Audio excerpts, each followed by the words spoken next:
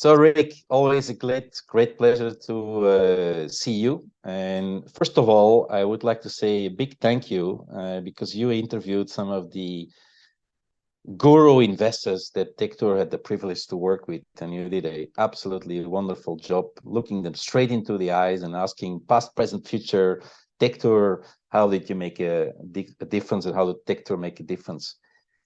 Rick, I could introduce you, but I want to ask you, who are you, Rick? And we can already see a lot from your smile, your eyes, your energy, what a great person you are. But what are you doing? Well, thank you, William. And first off, just as a reply to what you said, it was an absolute pleasure to call some of these people and to talk to them. Because what's so amazing about Tech Tour is that there's so many amazing, really interesting, fascinating people as part of the community. And the opportunity to just talk to them candidly and ask questions to reflect on some of their some of their views and to hear some of their wisdom. It was an amazing experience. So thank you to do that. Who am I? I'm an American who has spent the last 40 years living in Scandinavia. I'm a grandfather with 6 grandchildren. And I guess more than anything else, I'm I'm learning. I'm still a child. I'm still young at heart, trying to learn and understand this life. I'm so lucky, William. I live in a world where I'm surrounded by amazing people. And every day I find inspiration in the little connections, the contacts, the work that I get to do. My job is to talk to people about their narrative, about what they're all about. In talking to each of those 10 different VIPs that you had me interview, what was really interesting was understanding the bigger purpose that each one of them has, the narrative that they have around who they are and what they're contributing on this planet. So that's me in a nutshell. But what is most important and what's most interesting is not me.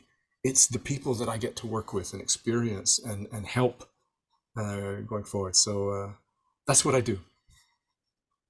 Rick, I love the idea of the narrative, and I know that you have helped many successful entrepreneurs being better at the narrative and getting to their, authentic self and aligning with their purpose.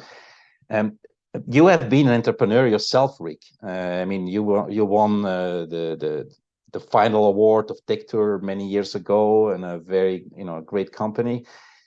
If you look at back 25 years of TechTour, you've been on many tech tours. What have you learned about entrepreneurs? I think probably the most fundamental thing that I've come to understand about entrepreneurs is that I think most of the world has a typical way of defining what is an entrepreneur. We typically think of an entrepreneur as somebody who has a smart idea, a brilliant concept, a patent, some intellectual property or something like that. And yet my definition is different, William. My definition of an entrepreneur is someone who's found a problem. They've identified a problem and they've actually committed themselves to doing whatever it takes to find a way to solve that problem. And you go out and you create version 1.0, your MVP, your minimum viable product. It's always lousy, right? That's version 1.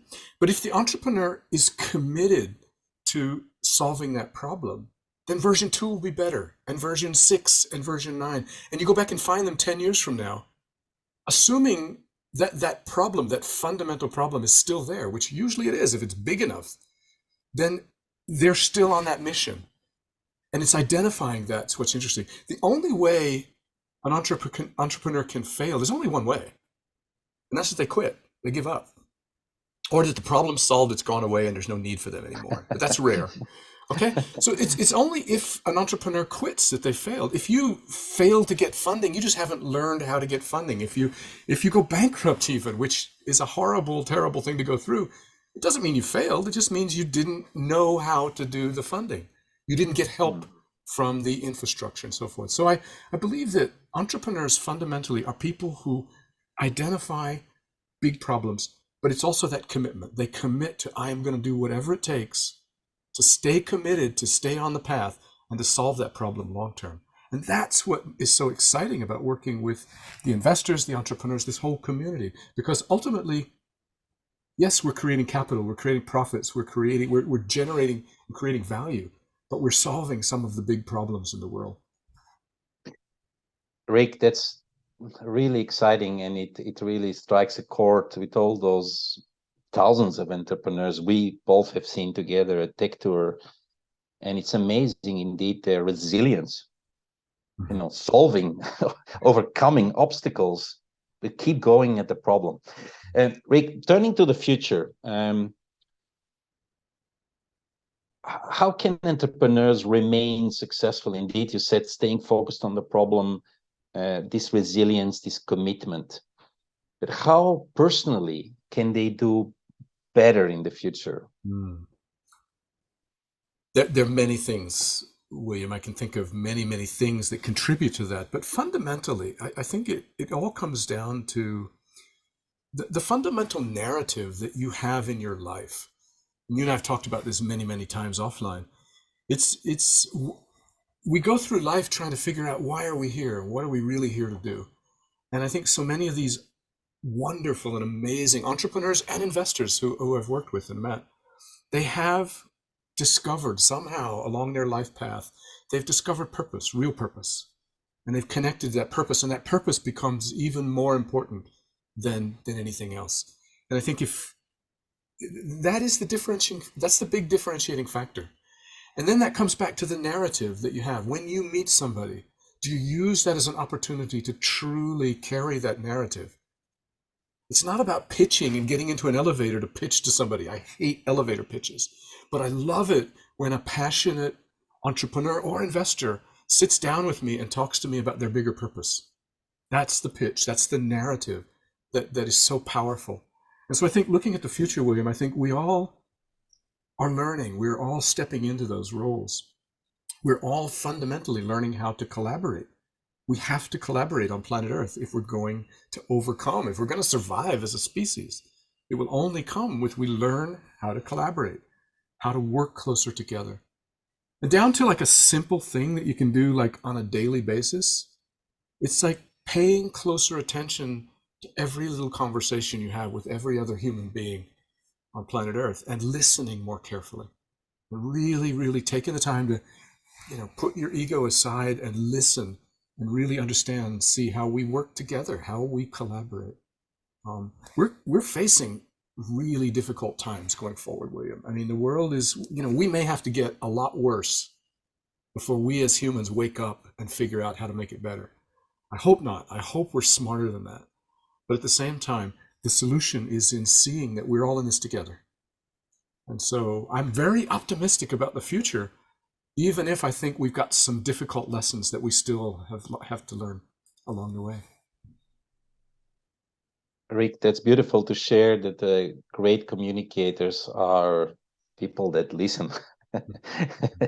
And it's so important for entrepreneurs as leaders, of course, also investors as leaders with entrepreneurs, to listen. So thank you for completing this narrative cycle and bringing it back to the narrative, being also being able to listen when you are talking to in every conversation. Rick, wonderful to share this. I know that life is always also about moments or about special memories. Do you have any fun fact you want to share with us, or a story that you want to share with us? Oh, so I have so many, William. Because the older I get, what I realize, the treasure, the wisdom, if there is such a thing in I hesitate to claim that, but the wisdom are the stories that we collect. And just as soon as you asked that question, the story that popped into my mind was, a few years ago, I was sitting in a teepee together with a group of indigenous leaders from indigenous tribes around the world. And this little tiny guy, he was from Brazil, he's from the Amazon. We'd had this lovely talk. But he looked at me and he said, Rick, he said, who do we turn to today? He said, we are an indigenous people. We live in the jungle. We have nothing. We are poor beyond, you can't imagine how poor we are. He said, who are we to turn to? And he said, so many of the politics in the world don't really understand we need help and how to support us. And he looked at me in the eyes and he said, who do we turn to? Please help me understand how we can protect the forest, how we can change this world into a place where our children and our grandchildren can grow up and thrive. And it was that moment. I didn't have an answer. I didn't have a good answer. I still don't have a good answer. But it was that listening to that question and really allowing it to go in, a favorite moment. And somehow I feel like that's the same question we have to ask in this entrepreneur community. It's like, how are we going to solve some of these big issues? What can we do to make this world a livable, a beautiful, livable place for ourselves, for our children, for our grandchildren, and for all of the life, all of the forms of life here on planet Earth? I don't know the answer to that, but I think it fundamentally comes back to how we listen and how we connect with each other. So again, William, that's a favorite thought. That's a favorite memory. And thank you for asking about that.